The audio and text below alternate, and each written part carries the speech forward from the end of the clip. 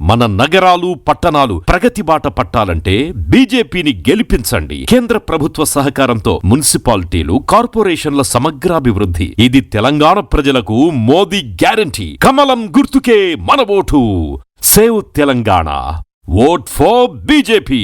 Extend my respectful greetings to the Honorable Chief Minister Sri Nara Chandrababu Naidu Gariki, and warm wishes to my respected cabinet colleagues, CSK Vijayanand Garu, DGP Sri Harish Kumar Gupta ji, to all special chief secretaries, principal secretaries, heads of departments, and to all district collectors and superintendent of police participating from across the state on virtual mode. I'm delighted to attend this third conference of ministers and secretaries chaired by Honorable Chief Minister Garu. Andhra Pradesh Prabhuత్వం, they are extremely committed building a state which is inclusive, sustainable and responsive to the aspirations of its people. ఈ ప్రజలు మమ్మల్ని ఎన్నుకున్న తర్వాత tangible results, పాలసీల్లో ఉన్నవి, చెప్పినవి ఇవన్నీ క్షేత్రస్థాయిలో కనిపించాలి అన్న కమిట్మెంట్తో ముందుకెళ్తా ఉన్నాం. దాంట్లో భాగంగానే ఇవన్నీ ఈ కలెక్టర్స్ కాన్ఫరెన్స్ కానీ, అలాగే పల్లి పండుగకి సంబంధించి నా డిపార్ట్మెంట్కి సంబంధించి PR&RDకి సంబంధించి పల్లి పండుగ పోయిన సంవత్సరం 2,500 కోట్లు, పల్లి పండుగ 2.0 కింద 5,700 కోట్లు, అడవి తల్లి బాటుగా 1,005 కోట్లు, Special Assistance to State for Capital Investment, which is called SASCI, 2,123 crores. In total, 11,328 కోట్లు శాంక్షన్ చేయబడింది. అలాగే జల్ జీవన్ మిషన్ పథకానికి సెంట్రల్ అండ్ స్టేట్ షేర్ కింద మొత్తం 28,000 కోట్లు మొబిలైజ్ జరుగుతూ ఉంది. అందులో ఇప్పటికే దాదాపు 10,000 కోట్ల పనులు ప్రారంభమైనవి. అలాగే ఫారెస్ట్ డిపార్ట్మెంట్కి సంబంధించి 200 కోట్లు నగర వనాలు, క్యాంపా ఫండ్స్ ద్వారా ఇవన్నీ ఉన్నాయి.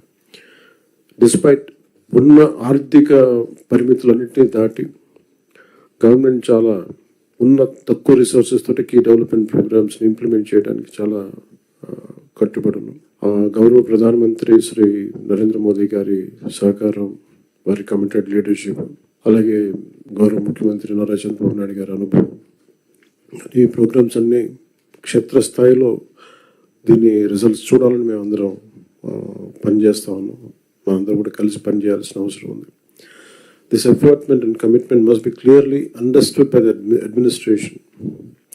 When funds are arranged with such difficulty and responsibility, there can be no excuse for failure in implementation. Every rupee must be translated into visible outcomes on the ground. Officers at all levels must ensure that funds are made available and projects should be executed efficiently, transparently and within timelines without any delay. ప్రత్యేకించి ఈ మధ్యన గౌరవ ముఖ్యమంత్రి గారి దృష్టి కూడా తీసుకొస్తాం. క్షేత్రస్థాయిలో కొంత ఉదాసీనత ఉంది అందరికి. ఆ రిజల్ట్స్ మేము గౌరవ ముఖ్యమంత్రి గారు మాకు ఇచ్చినంత టార్గెట్స్గా మేము కిందికి వెళ్తా ఉంటే కొన్ని ఎక్స్క్యూజెస్ కనిపిస్తాను. దయచేసి అవన్నీ లేకుండా చూడండి. ఎందుకంటే మేము 4 గోడల మధ్య కూర్చునే వ్యక్తులు ఎవరు కాదు. అంతా చాలా అద్భుతంగా ఉంది, ప్రశాంతంగా ఉంది, అట్లాంటివన్నీ ఉన్నాయి. కానీ బట్ యాక్చువల్గా కొన్ని చూస్తే చాలా గ్యాప్స్ ఉన్నాయి.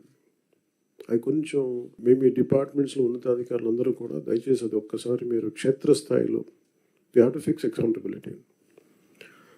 గౌరవ ముఖ్యమంత్రి గారు అసెంబ్లీలో కానీ నేను కానీ we have fixed accountability for ourselves in the assembly in front of people. So I request you all, make sure that accountability should be fixed, including the last employee to the topmost official also. Otherwise this would be very difficult to see the tangible results at a grassroots level. Thank you.